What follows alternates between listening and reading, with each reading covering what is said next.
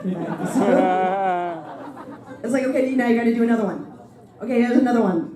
And I'm like, And the one where I was the male dust off. And you were the male dust I'm off. listening in the headphones, and I'm like, oh my God, you're shredding. Incredible. That was A lot of tone in that. yeah. Dust off is difficult. Cacnea. Which Pokemon are harsh on your throat? I'm trying to remember. Muck. Muck is. Because some of them, they pitch down a little bit, like Muck especially, because I am Muck, but not that Muck. But every time it's Muck, it's like... And 2 hours of that can be a bit... 2 hours of mucking... I'm not going to go there. You're borderline this round. I am for Thank you. Oh. Generally speaking, what would you say would be your favorite Pokemon production out of the specials, the anime episodes, and the movies? Oh. Is this because we're so close? Is that because... Or The speaker. is it the speaker? I swear, I'm not doing anything. I swear. Is it the speaker? The speaker's up here and I'm down here. It's with the floor mat. Oh, okay. Sorry. Sorry about that. Okay, so out of all of them, my favorite is Pokemon Ranger and the Temple of the Sea. Yay! Woo! That's movie 9. Yeah. Because I got to voice Manaphy, which was very Yay! cool. So, and I voiced May for that movie. And, well, the funniest part that I love is when we switched bodies. That was Yeah, funny. When yeah. you switch the bodies, that was the funniest part in there. But, like James said earlier, I was literally crying. Because I wanted to make it sound believable, and I was just like, give me a minute, and I tried to think of like the deepest, darkest thing that's ever happened in my life. And I at the end, I just started bawling, and you know, when she was saying goodbye, oh, I'm thinking of it right now, it's so emotional. When May was saying goodbye to Manaphy and letting Manaphy go, and it was tough to do more lines because I had to keep blowing my nose, because when you start crying, your nose gets all stuffy, so I'm like, they're like, oh, you sound terrible now, go blow your nose, all right, come on. So do the first line of the motto when we switch bodies. Which When we were different bodies. Jesse was Meowth? Or, no. Who switched as who? You were Whom? Meowth and I was you. Because Wait. I had... James was Jesse. No. Yes. James was Jesse, Yeah. Jesse was Meowth. Right. Yeah. And Meowth You was still James. you still have your own voice. Right. It's just coming out of the body. So the beginning of the motto was... Don't believe what you see. Oh, okay. Prepare for trouble. Don't believe what you see. And make it double, these earrings are just not me. Yay!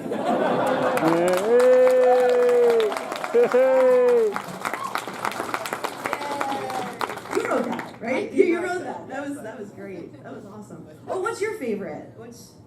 Probably that movie too. You like that movie? Yeah. I like Those- 19 a lot too. Yeah. 19 movie was Yay. I mean, the movies are great. They really go all out on the movies. The animation, is beautiful. It's gorgeous. And then I do notice, though, at the beginning of every new, not season, but in Japan they do it by region, of course. So you'll get 200 episodes in a certain region. But what I notice is in the movie, you see that all of the animation, everybody's shaded, and they have like dark and light and shadows and stuff. And so the beginning of a new region, for about 8 episodes, it'll look like the movie. And then they'll be like, eh, and then they start. Everything's flat. Everything's flat. By The mountains are all flat. it's like, hey, okay, I'm gonna go home. I'm gonna go see my mom. See you, bye. And that's it. The trees are like crayon. They just look like crayons. Where did she go? I can't remember. There she is. Hi, do you guys have any roles that you really miss doing or wish that you could continue doing? Ooh. Yes. Yeah. Do you want to go first? Or? Well, my Ano. I love my Ano. A lot of those shows on for kids, you really do get kind of attached to the personalities because you're doing your best to really establish something, even if it has been, drawn somewhere else. And then all of a sudden, like there was is it Mew Mew? But I was a guy named Tarb. So And I love Tarb. I love being Tarb. And when it stopped, I was really bummed out because I could not be him anymore. So there's a lot of you kind of get attached to everybody. I know if Pokemon ever stops. No. No. That's sad. Don't say that. If you haven't seen, I don't know, has anybody heard of Genshiken? Yeah. Yes. People forget. If you haven't seen Genshiken, it's really cool. It's an anime about anime fans. So it's really, really cool. They're college kids, they're anime fans, they're video game fans, and it's a great show. It's awesome. And I voiced Ogiwe Chika in Genshiken, and I missed her so much because a lot of times people are like, you know, oh, otaku, you know, are anime fans, and they're looked down upon. And Ogiwe, she's funny. She has a lot of different layers to her character because she doesn't want to be hated by people. She wants to be popular. But deep inside, she loves drawing manga. She's a great artist, and it's great towards the end when she finally accepts like who she is, and she's like, no, these are my real friends. You know, they're the ones who care about me. So I really miss that show a lot. So it's really hard with, wait, 1 second. It's like, give me the microphone. It's really hard with some anime when it's only like 12 episodes, 26 episodes. I mean, Pokemon's like hundreds and hundreds of episodes, but it's hard when you get, like you said, when you get attached to a character and it's only 12 or 26 episodes and that's it, and then it's gone. You're like, no. And like you get so sad because you get attached to them. What did you want to say? My favorite thing about Ogiwe in that series is she writes yaoi fan fiction about her real life friends, and she ships them together.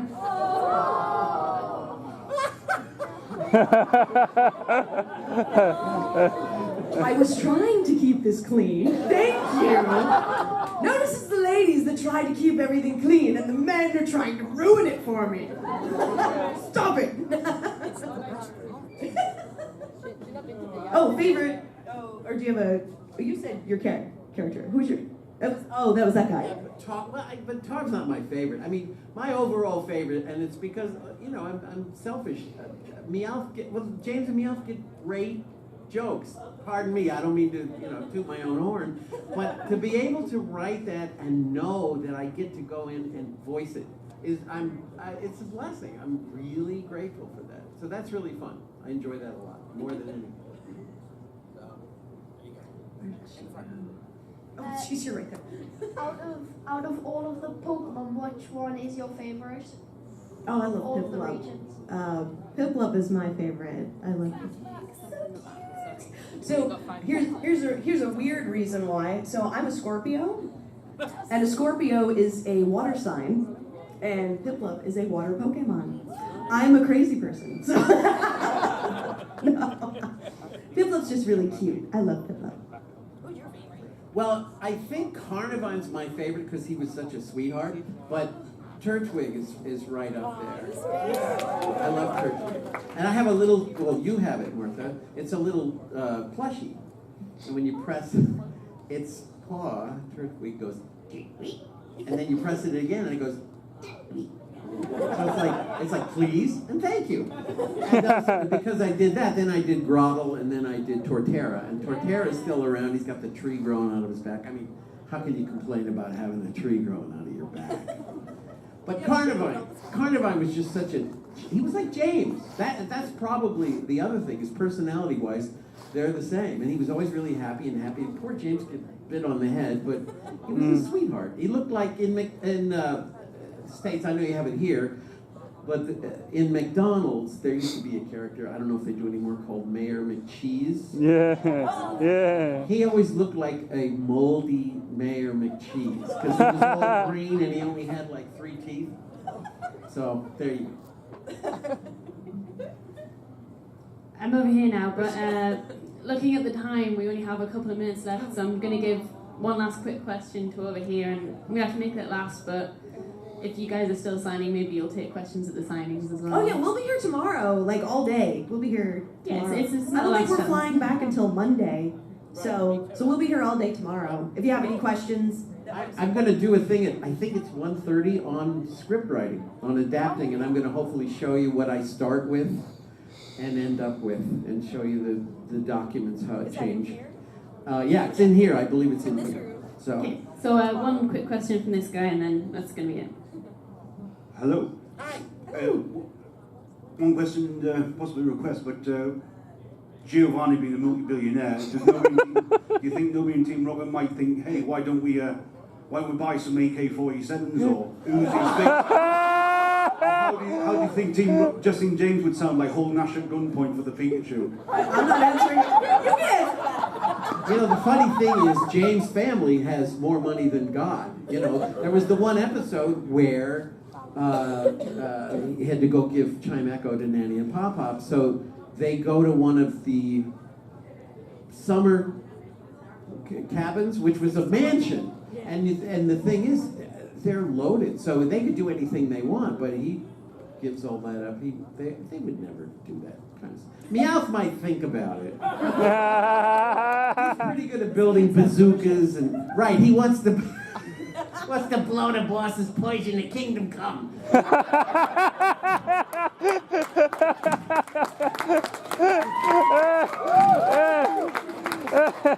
A Persian. But he never will. He never will. So and there's the boss right here, and there's the Persian. Yeah, So yeah. good riddance. Good riddance to the poison. Poison. Okay, well, I think we're going to have to draw this Q&A to a close, but can I get everyone to give an absolutely huge round of applause?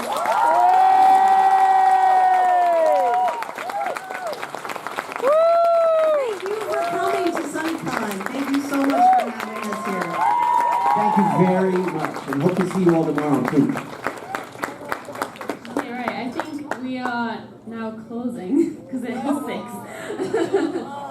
So, yeah, if you don't have any other extracurricular